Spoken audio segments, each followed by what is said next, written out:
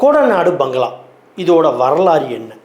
இது எப்படி சசிகலா கையிலையும் ஜெயலலிதா கையிலையும் வந்துச்சு? இந்த பில்டிங்குடைய ஓனர் வந்து பீட்டர் கிரேக் ஜோன். இவர் 1975 இதை ஒருத்தட்டேருந்து வாங்கியிருக்காரு. ரொம்ப காடாக இருந்திருக்கு. வாங்கி அதை கஷ்டப்பட்டு என்னென்னவோ பண்ணி அதை ஒரு நந்தவனமாக மாற்றிருக்காரு.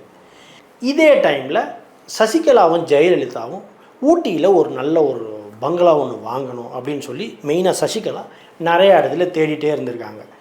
இப்படி தேடிக்கிட்டே இருக்கிறப்ப அவங்க கண்ணில் பட்டது தான் இந்த கோடநாடு பங்களா. ஒரு நாள் அவங்க காரில் போயிட்டுருக்கப்ப டைரெக்டாக வித்தவுட் யாரோட பெர்மிஷனும் இல்லாமல் இந்த கோடநாடு பங்களாவுக்குள்ளே போயிருக்காங்க. உள்ளே போய் பார்க்கவும் சசிகலாவுக்கு அது ரொம்ப இம்ப்ரெஸ்ஸாக இருந்திருக்கு.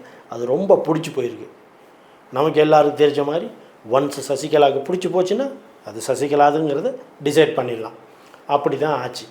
சசிகலா என்றைக்கு அதை பார்த்து எனக்கு இது வேணும் அப்படின்னு சொல்லி போய் அவர் பீட்டர்கிட்ட போய் பேசினாரோ அப்போ அவரும் அவர் குடும்பத்தாரும் மறுத்து விட்டாங்க. என்னென்னா, நாங்கள் இதை வந்து அரசியல்வாதிகளுக்கு கொடுக்கறத ஐடியா இல்லை அப்படிங்கிறத ரொம்ப தெளிவாக சொல்லிட்டாங்க. இதை கேட்ட சசிகலா அன்னையிலேருந்து அழுத்தம் கொடுக்க ஆரம்பிச்சிருக்காங்க திரு பீட்டர் அவர்களுக்கு. அவங்க குடும்பத்துக்கு என்னென்ன ட்ரபுள் பண்ண முடியுமோ எல்லா விதமான ட்ரபுளும் பண்ணியிருக்காங்க.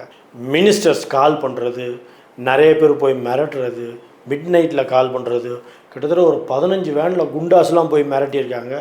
ஈவன் பீட்டர் வந்து சென்னாரெட்டிக்கு நல்லா தெரிஞ்சவர்னால அப்போ ஆளுநராக இருந்தார்.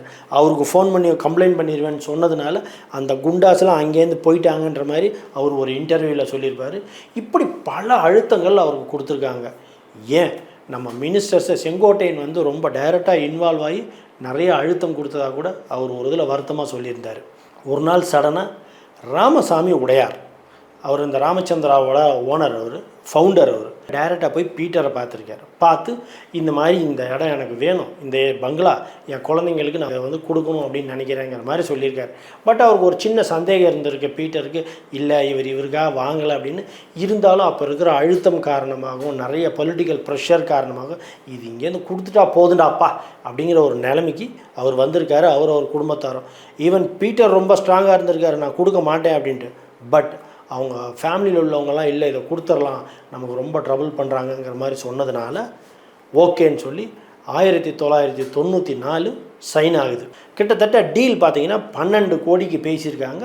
முதல்ல முன்பணமாக 7.6 crores கொடுத்துருக்காங்க கையில். அதை வாங்கிட்டு அதை பட்டா போட்டு நம்ம ராமசாமி உடையாருக்கு பீட்டர் அவர் கொடுத்துட்றாரு. கொடுத்த அடுத்த நிமிஷம் இது ஜெயலலிதா பேருக்கு அவர் பட்டா போட்டு கொடுத்துட்றாரு.